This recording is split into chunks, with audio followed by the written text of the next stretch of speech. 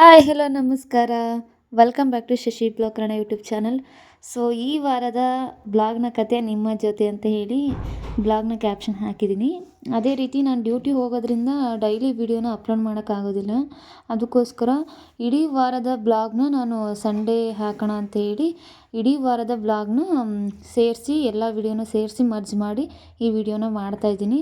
So ಮೊದಲಿಗೆ ನಾನು duty ಮುಗಿಸ್ಕೊಂಡು ಬಂದು ಮನೆಗೆ ಬಂದಿದ್ದೆ. ಆವಾಗ ನಮ್ಮ ತಮ್ಮ ಮತ್ತು ನಮ್ಮ ತಂಗಿಯರೆಲ್ಲ ಶಿವ ಕೆಫೆಗೆ ಹೋಗೋಣ, ಅಲ್ಲಿ ಕಾಫಿ ಕುಡ್ದು ಬರೋಣ ಅಂತ ಹೇಳಿ ಕರ್ಕೊಂಡು ಹೋದರು. ಅಲ್ಲಿ ಕಾಫಿ ಕುಡಿದು ಮತ್ತು ರಿಟರ್ನ್ ಬರಬೇಕಾದ್ರೆ ನಮಗೆ ಈ ತೊಟ್ಲುಗಳು ಸಿಕ್ಕವು. ಸೊ ನಮ್ಮ ತಮ್ಮ ತುಂಬ ದಿವಸದಿಂದ ಹೇಳ್ತಾ ಇದ್ದ ತೊಟ್ಲು ತಗೋಬೇಕು ನಾವು ಅಂತ ಹೇಳಿ. ಸೊ ಅಲ್ಲೇ ಇತ್ತು ಅಂತ ಹೇಳಿ, ಹೊನ್ನಾಳಿ ಬಸ್ ಸ್ಟ್ಯಾಂಡಲ್ಲೇ ಇತ್ತು ಅಂತ ಹೇಳಿ ತಗೊಳ್ಳೋಣ ಅಂತ ಹೇಳಿ ಚಾಯ್ಸ್ ಮಾಡ್ತಾಯಿದ್ವಿ. ಗುಂಡ ಇದು ಬೇರೆ ಇನ್ನೊಂದು ನೋಡಿ ಕಲರ್.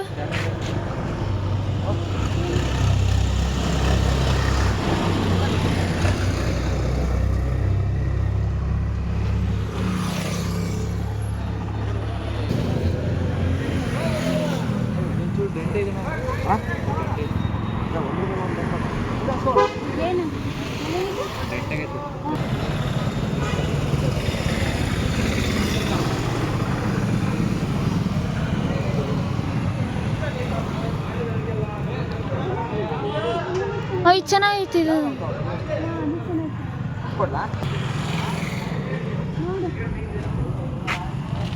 ಅದೇ ಕುಶಲ್ ಮಾತಾಡೋಣ ಅಲ್ಲಿದೆಯಲ್ಲ.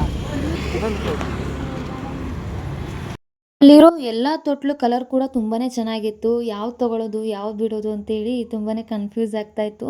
ಎಲ್ಲ ಕಲರು ಕೂಡ ಇತ್ತು, ಡಬಲ್ ಕಲರ್ ಇತ್ತು. ಸೊ ಫೈನಲ್ ಆಗಿ ನಾವು ಈ ಕಲರ್ನ ಚಾಯ್ಸ್ ಮಾಡಿದ್ವಿ. ಸ್ಕೈ ಬ್ಲೂ ಮತ್ತು ಬ್ಲೂ ಕಲರ್ನ ಎರಡು ಮಿಕ್ಸ್ ಆಗಿರೋ ಕಲರ್ನ ತೊಗೊಂಡ್ವಿ. ತುಂಬ ಚೆನ್ನಾಗಿತ್ತು. ತಗೊಂಡು ಮನೆ ಕಡೆ ಹೊರಟ್ವಿ. ಸ್ಪ್ರಿಂಗ್ ಮಾತ್ರ ಇಲ್ಲಿಗೆ ಬರೋದು, ಮೇಲಗಡೆ ಹಾಕ್ಬೇಡಿ. ಆ ಕಡೆ ಕರೆಕ್ಟ್ ಆಗುತ್ತೆ. ನಿಮಗೆ ಐಡಿಯಾ ಗೊತ್ತಾಗ್ತದೆ.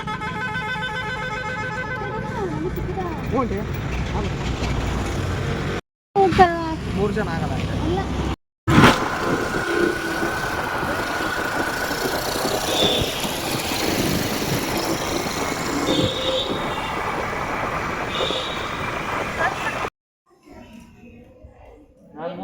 ನಾನು 3,000 ಅಂದೆ ಹೇಳ್ಬಿಟ್ಟೆ.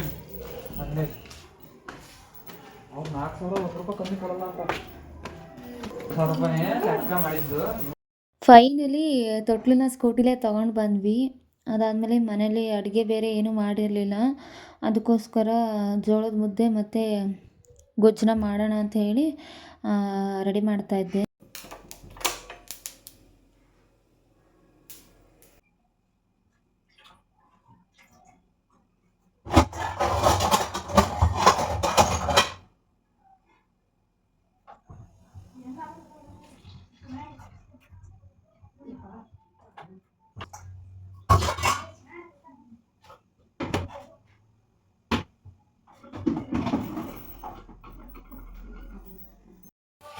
ಅಯ್ಯೋ, ಕೆಫೆಯಿಂದ ಬರ್ಗರ್ನ ತಂದಿದ್ವಿ. ನಾನು ಒಳಗಡೆ ಮುದ್ದೆ ಮಾಡ್ತಾಯಿದ್ದೀನಿ, ಇವರು ಬರ್ಗರ್ನ ತಿಂದು ಆಲ್ರೆಡಿ ಖಾಲಿ ಮಾಡಿಬಿಟ್ಟಿದ್ರು. ಅದಾದಮೇಲೆ ತೊಟ್ಲು ತಂದಿದ್ವಲ್ವ, ಅದನ್ನು ಹಾಕಿ ಎಲ್ಲರೂ ಕೂಡ ಒಂದೊಂದು ಸಲ ಕೂತ್ಕೊಂಡು ನೋಡ್ತಾಯಿದ್ವಿ.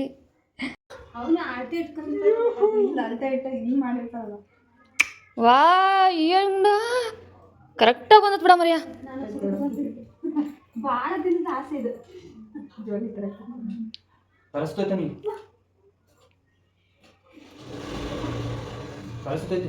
ಯಾಕೆ ನಾನು ಸ್ಟಾರ್ಟಿಂಗ್ ಕುತ್ಕೊಂಡು ಹಿಂಗೆ ಆಗಿದ್ದೆ.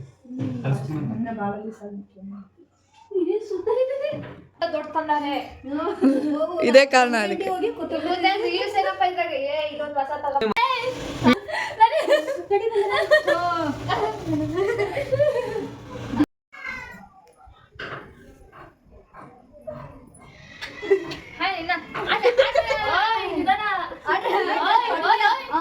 ತೊಟ್ಲಾಡೋದಲ್ಲ, ಹಂಗೆ ಕುತ್ಕೊಳಕಷ್ಟೇ.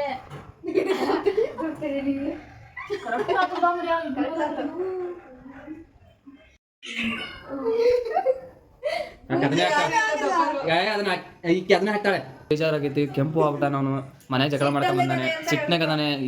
ಯಾರೋ ಒಂದು ಕಡೆ ನೋಡಕ್ ಹೋಗ್ಬೇಡ್ರಿ, ಮತ್ತೆ ಏನು ಮಾಡ್ತಾನೆ ಅವನಿಗೆ ಗೊತ್ತಿಲ್ಲ. ಈ ಕಡೆ ಮುದ್ದೆ ಕೂಡ ರೆಡಿ ಮಾಡಿದ್ದೆ.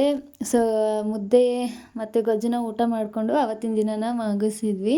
ಅದಾದಮೇಲೆ ಬುಧವಾರ ಸಂತೆ ಬೇರೆ ಇತ್ತಲ್ವ, ಹೊನ್ನಾಳಿ ಸಂತೆ. ಸೊ ಮನೆಗೆ ಸ್ವಲ್ಪ ಐಟಮ್ಸ್ ಬೇರೆ ತರೋದಿತ್ತು, ತರಕಾರಿ ಮತ್ತು ಅದನ್ನು ಐಟಮ್ಸ್ನೆಲ್ಲ ತೊಗೊಂಡು ಮನೆಗೆ ಬಂದೆ.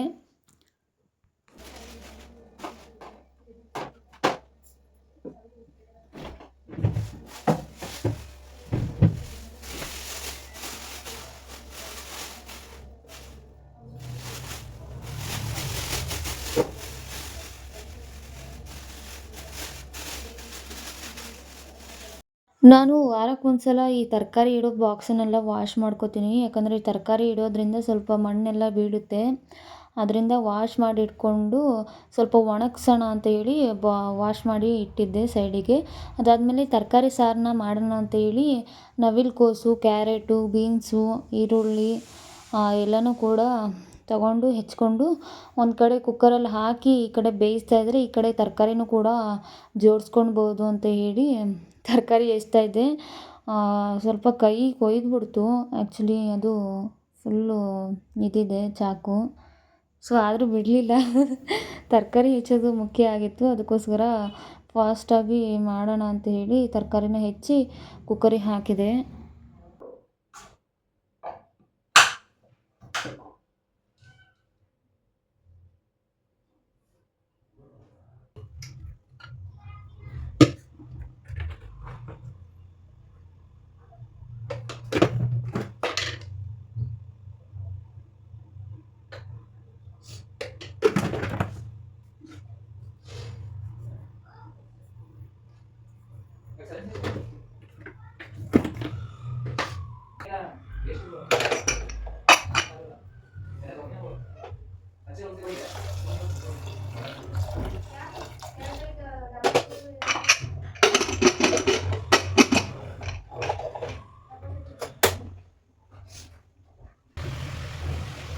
ಕುಕ್ಕರ್ನ ವಿಷಲ್ಲಿಗಿಟ್ಟು ಈ ಕಡೆ ಬಂದೆ. ನಾನು ಒಂದು 2 kg ಆರ್ಗ್ಯಾನಿಕ್ ಬೆಲ್ಲನ ತೊಗೊಂಡು ಬಂದಿದ್ದೆ. ತುಂಬ ಚೆನ್ನಾಗಿತ್ತು. ಆ್ಯಕ್ಚುಲಿ ಇಷ್ಟು ದಿವಸ ಕೂಡ ನಾವು ನಾರ್ಮಲಾಗಿ ಬರುತ್ತಲ್ಲ ಆ ಬೆಲ್ಲನ ಯೂಸ್ ಮಾಡ್ತಾಯಿದ್ವಿ. ಸೊ ಇವಾಗ ಆರ್ಗ್ಯಾನಿಕ್ ಬೆಲ್ಲ ಆರೋಗ್ಯಕ್ಕೆ ತುಂಬಾ ಒಳ್ಳೆಯದು ಅಂತ ಹೇಳಿ ಈ ಆರ್ಗ್ಯಾನಿಕ್ ಬೆಲ್ಲನ ತೊಗೊಂಡು ಬಂದಿದ್ದೆ. ನೋಡಿ ಈ ರೀತಿ ಅರೇಂಜ್ ಮಾಡಿ ಒಂದು ಬಾಕ್ಸಲ್ಲಿ ತೆಗೆದಿಟ್ಟಿದ್ದೀನಿ.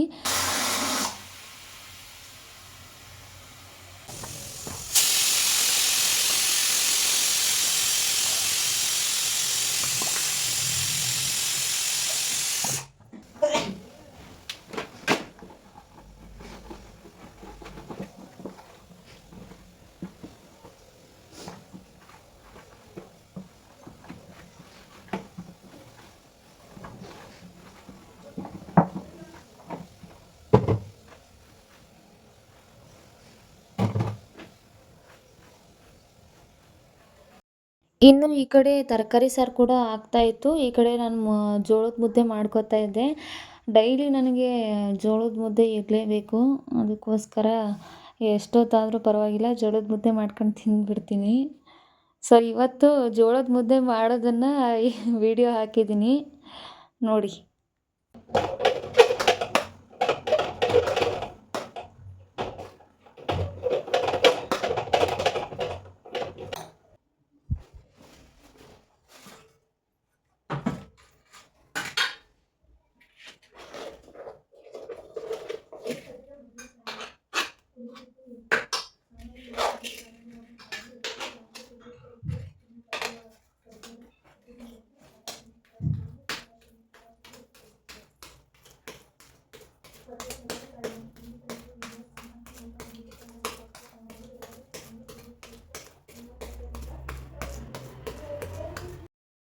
ಮುದ್ದೆ ಎಲ್ಲ ತೊಟ್ಕೊಂಡು ಆ ಕಡೆ ಸೈಡಿಗೆ ಇಟ್ಕೊಂಡೆ. ಅದಾದಮೇಲೆ ಬಾಕ್ಸ್ ಕೂಡ ಡ್ರೈ ಆಗಿತ್ತು. ಅದನ್ನೆಲ್ಲ ಅರೇಂಜ್ ಮಾಡೋಣ ಅಂತೇಳಿ ತರಕಾರಿನೆಲ್ಲ ಬಾಕ್ಸಿಗೆ ಅರೇಂಜ್ ಮಾಡ್ತಾಯಿದ್ದೆ.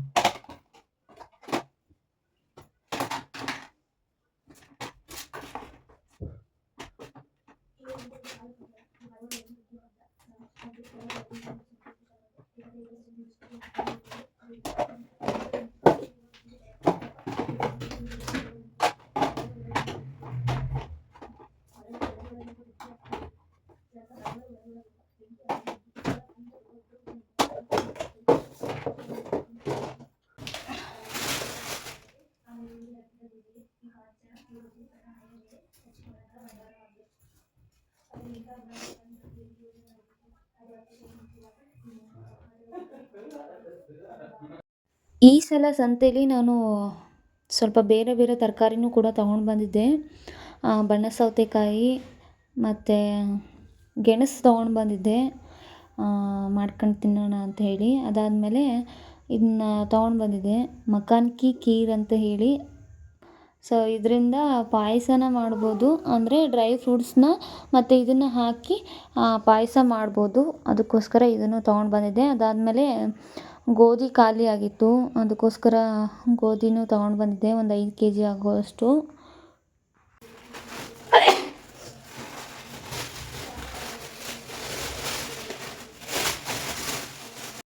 ಸೊ ಎಲ್ಲನೂ ಕೂಡ ಅರೇಂಜ್ ಮಾಡಿ ತೆಗೆದಿಟ್ಟೆ. ಅದಾದಮೇಲೆ ಸ್ವಲ್ಪ ಕಸ ಗುಡಿಸ್ಕೊಂಡೆ ಮತ್ತು ಮುದ್ದೆ ಕೂಡ ರೆಡಿಯಾಗಿತ್ತಲ್ವ, ಮುದ್ದೆ ಕೂಡ ಊಟ ಮಾಡಿಕೊಂಡು ಆವತ್ತಿನ ದಿನನ ಕಂಪ್ಲೀಟ್ ಮಾಡಿದೆ.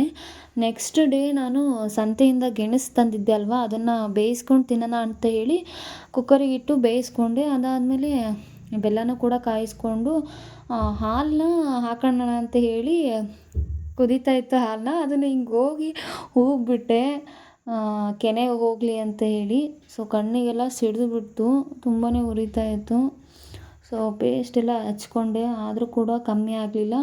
ಅದಾದಮೇಲೆ ನಾನು ಡ್ಯೂಟಿ ಹೋಗಿದ್ನಲ್ವ, ಅಲ್ಲಿ ನರ್ಸ್ ಮಿಸ್ ಹತ್ರ ಸ್ವಲ್ಪ ಅಲ್ಲಿ ಕ್ರೀಮನ್ನು ಹಚ್ಕೊಂಡೆ. ಅದಾದಮೇಲೆ ಸ್ವಲ್ಪ ತಂಪು ಅನ್ನಿಸ್ತು. ಅದಾದಮೇಲೆ ಡ್ಯೂಟಿ ಮುಗಿಸ್ಕೊಂಡು ಬಂದೆ. ಮಕಾನ್ಗೆ ಖೀರ್ ಮಾಡೋಣ ಅಂತ ಹೇಳಿ ಅದನ್ನು ತಗೊಂಡು ಬಂದಿದ್ನಲ್ವ, ಅದನ್ನು ಹಾಕಿ ಮತ್ತು ಅದ್ರ ಜೊತೆಗೆ ಡ್ರೈ ಫ್ರೂಟ್ಸ್ನೆಲ್ಲ ಹಾಕಿ ಪಾಯಸನ ಮಾಡ್ತಾಯಿದ್ದೆ.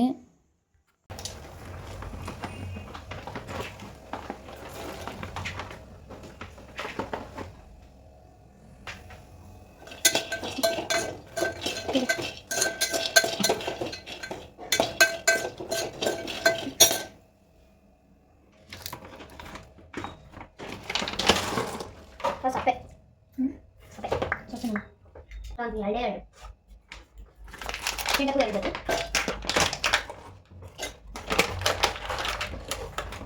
ಮೂಗಾನೆ ಅಷ್ಟು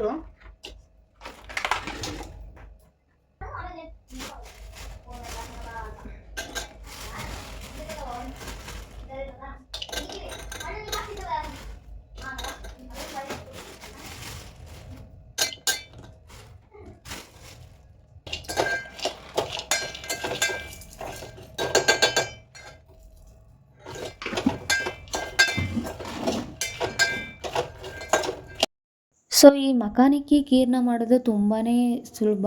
ಎಲ್ಲ ಡ್ರೈ ಫ್ರೂಟ್ಸ್ ಕೂಡ ಇರಬೇಕು. ಮೊದಲಿಗೆ ಒಂದು ಪ್ಯಾನ್ಗೆ ತುಪ್ಪನ ಹಾಕ್ಕೊಂಡು ಎಲ್ಲ ಡ್ರೈ ಫ್ರೂಟ್ಸ್ ಕೂಡ ಹುರ್ಕೊಂಡು ಜಾರ್ಗೆ ಹಾಕ್ಕೊಂಡು ಸ್ವಲ್ಪ ಸಣ್ಣಕ್ಕೆ ಮಾಡ್ಕೋಬೇಕು. ಅದಾದಮೇಲೆ ಒಂದು ಪಾತ್ರೆಯಲ್ಲಿ ಹಾಲನ್ನ ಹಾಕ್ಕೊಳ್ಳಿ. ಅದಕ್ಕೆ ಈ ಜಾರಲ್ಲಿ ರುಬ್ಕೊಂಡಿರ್ತೀರಲ್ವ, ಸ್ವಲ್ಪ ಸಣ್ಣಕ್ಕೆ ಮಾಡ್ಕೊಂಡಿರ್ತೀರಲ್ಲ ಎಲ್ಲ ಡ್ರೈ ಫ್ರೂಟ್ಸ್ನ, ಅದನ್ನು ಹಾಕಿ ಏಲಕ್ಕಿನೆಲ್ಲ ಹಾಕಿ, ಅದಾದಮೇಲೆ ನಾನು ಗೆಣಸು ಮಾಡಲಿಕ್ಕೆ ಬೆಲ್ಲನ ಕಾಯಿಸಿದ್ದೆ ಅಲ್ವಾ, ಆರ್ಗ್ಯಾನಿಕ್ ಬೆಲ್ಲ, ಅದು ಇತ್ತು ಸ್ವಲ್ಪ. ಸೊ ಅದನ್ನೇ ಹಾಕಿದೆ ಚೆನ್ನಾಗಿರುತ್ತೆ ಅಂತ ಹೇಳಿ. ನಾನು ಶುಗರ್ನ ಏನು ಹಾಕೋಕ್ಕೆ ಹೋಗಲಿಲ್ಲ, ಬೆಲ್ಲನೇ ಹಾಕಿದೆ. ಅದಾದಮೇಲೆ ಇದನ್ನು ಕೂಡ ಸ್ವಲ್ಪ ಹಾಕಿದೆ. ಅದರಲ್ಲಿ ತಿನ್ನೋದಕ್ಕೆ ಸ್ವಲ್ಪ ಚೆನ್ನಾಗಿರುತ್ತೆ ಅಂತ ಹೇಳಿ ಇದನ್ನು ಕೂಡ ಹಾಕಿದೆ. ತುಂಬಾ ಚೆನ್ನಾಗಿ ಬಂದಿತ್ತು. ಸೊ ಎಲ್ರಿಗೂ ಕೂಡ ಸರ್ವ್ ಮಾಡಿದೆ.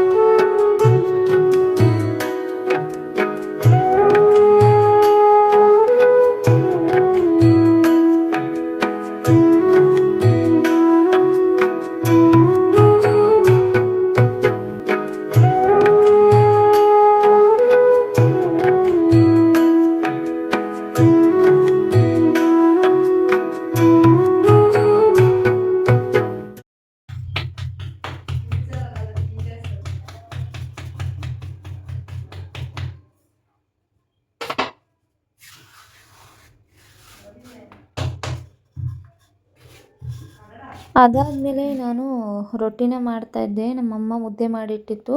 ಸೊ ಒಂದು ಮುದ್ದೆ ಉಳಿದಿತ್ತು. ಅದಕ್ಕೆ ಹಿಟ್ಟು ಹಾಕ್ಕೊಂಡು ಒಂದೆರಡು ರೊಟ್ಟಿ ಉತ್ಕೊಳ್ಳೋಣ ಅಂತೇಳಿ ರೊಟ್ಟಿ ಮಾಡ್ತಾಯಿದ್ದೆ.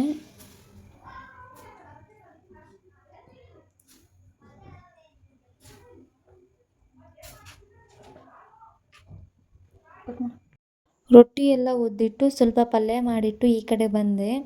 ಅದಾದಮೇಲೆ ನಾನು ಫ್ಲಿಪ್ಕಾರ್ಟಲ್ಲಿ ರಾಧಾಕೃಷ್ಣ ಹಾಗೆ ಈ ಗಡಿಯಾರ ಇರುವಂಥ ವಾಲ್ ಆರ್ಟನ್ನು ಆರ್ಡ್ರ್ ಮಾಡಿದ್ದೆ. ತುಂಬಾ ಚೆನ್ನಾಗಿತ್ತು. ಸೊ ಅದನ್ನು ಗೋಡೆಗೆ ಅರೇಂಜ್ ಮಾಡ್ತಿದ್ವಿ ನಾವೆಲ್ಲರೂ ಕೂಡ. ಸೊ ಈ ವಾಲ್ ಆರ್ಟು ನಿಮಗೂ ಬೇಕಿದ್ದರೆ ಇದ್ರ ಲಿಂಕನ್ನು ನಾನು ನನ್ನ ಡಿಸ್ಕ್ರಿಪ್ಷನ್ ಬಾಕ್ಸಲ್ಲಿ ಕೊಟ್ಟಿರ್ತೀನಿ. ಚೆಕ್ ಮಾಡಿ ತರಿಸ್ಕೊಳ್ಳಿ. ತುಂಬಾ ಚೆನ್ನಾಗಿತ್ತು ಫೈನಲ್ಲಾಗಿ ಅರೇಂಜ್ ಮಾಡಿದಾಗ. ಸೊ ಇದಿಷ್ಟು ಈ ವಾರದ ಬ್ಲಾಗ್ನ ಕಥೆ ಆಗಿತ್ತು. ಈ ಬ್ಲಾಗ್ ನಿಮಗೆಲ್ಲ ಇಷ್ಟ ಆಗಿದ್ದರೆ ಪ್ಲೀಸ್ ಲೈಕ್ ಮಾಡಿ, ಶೇರ್ ಮಾಡಿ, ಕಮೆಂಟ್ ಮಾಡಿ. ಸೊ ನನ್ನ ಚಾನಲ್ನ ಸಬ್ಸ್ಕ್ರೈಬ್ ಮಾಡಿ ಅಂತ ಹೇಳ್ತಾ ಮತ್ತೆ ಸಿಗುವ.